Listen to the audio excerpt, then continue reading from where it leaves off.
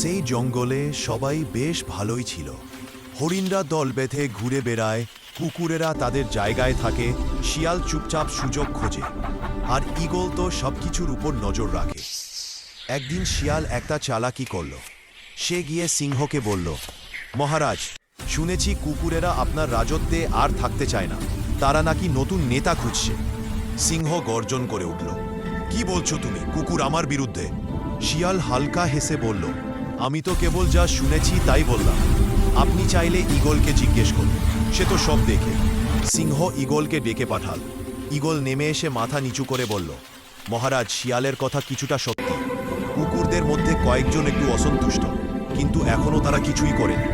সিংহ গম্ভীর গলায় বলল, ঠিক আছে, কেউ কিছু না করলে আমি শাস্তি দিতে পারি না, কিন্তু কিছু ঘটলে তুমি সঙ্গে সঙ্গে জানাবে।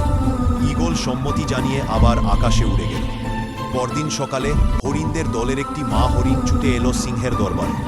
চোখে জল, গলায় কাঁপা কাঁপা স্বর, মহারাজ, আমার বাচ্চা হারিয়ে গেছে, কেউ তাকে তুলে নিয়ে গেছে। স্যার,